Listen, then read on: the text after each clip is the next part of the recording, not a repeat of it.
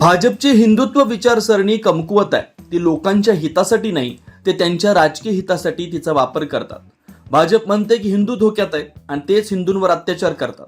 ऋषी आणि संतांचा आदर केला पाहिजे. ऋषी आणि संतांचं स्थान महत्वाचं आहे, परंतु भाजपकडूनच ऋषी आणि संतांचा अपमान केला जातोय.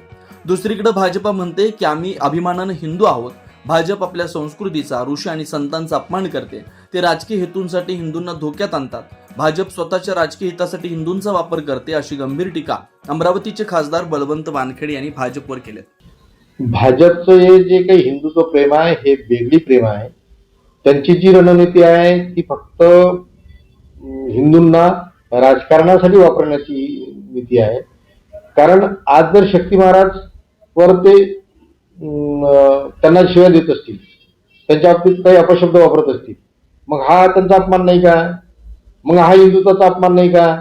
परंतु या भाजपच्या लोकांना हिंदुत्व हे सोयीचं आणि राजकारणापुरतं वापरायचं आहे.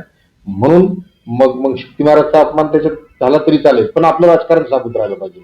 या पद्धतीनं हे त्यांचं विचार आहे. हे विचार हे निश्चितच निषेधार्ह आहे.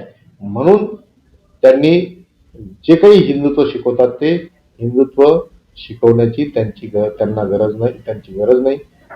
जे लोक, प्रत्येकाला धर्म त्याचा स्वाभिमान असते, प्रत्येकाचे त्याचे जे काही रूढी परंपरा असतात त्याचे पालन करण्याचं स्वातंत्र्य आहे आणि ते करतात.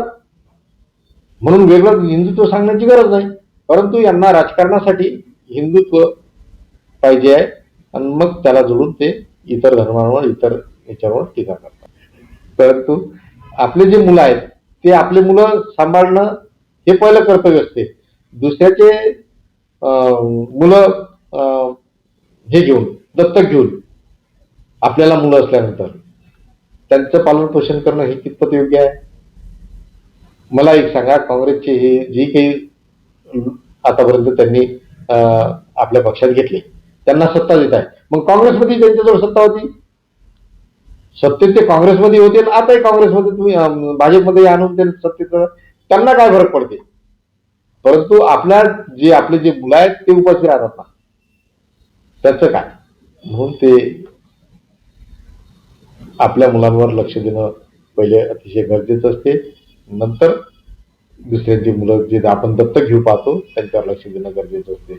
म्हणून ही जी आज परिस्थिती आहे, आज अमरावतीतच आहे असे नाही, संपूर्ण महाराष्ट्रात महानगरपालिकेच्या निवडणुकीत भाजपला याचे परिणाम भोगावा लागत आहेत. आपण तुम्ही पाहत असाल प्रत्येक ठिकाणी ओक्साबोक्षी रोड राहिले, कोणी शिवाय देऊ राहिलं, कोणी लाठ्याकाठ्या काढून राहिले. हा आता उठाव सुरू झाला, हे सुरुवात आहे, ही महानगरपालिकेपासून सुरुवात आहे.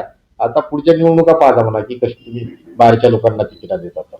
भाजप विरुद्ध हिंदुत्ववादी संघटनेचा सामना करताना दिसतो. याचा फायदा कोणाला होईल नेमका? महानगरपालिकेचा, नगरपालिकेचा या भांडणाच्या फायद्याचा विषय नाही. विषय आहे की जो माणूस किंवा जो पक्ष काम करते, लोकांना काम करते, लोकांना खऱ्या अर्थानं समजून घेते, भारतीय राज्यघटनेचं संरक्षण करते, माणसं जोडते, त्या पक्षाला मतं मिळतील ते. म्हणून भांडण्याचा फायदा नाही. तर मुळात काँग्रेस हा पक्ष लोकांमधला आहे, लोकांसोबत राहते आणि कुठलीही दुजाभाव न देता, कुठलंही त्याचं विघटन न करता हा पक्ष लोकांना सर्वांना सारखा घेऊन चालते. म्हणून हा काँग्रेस पक्षाचा निश्चितच त्याला फायदा होईल.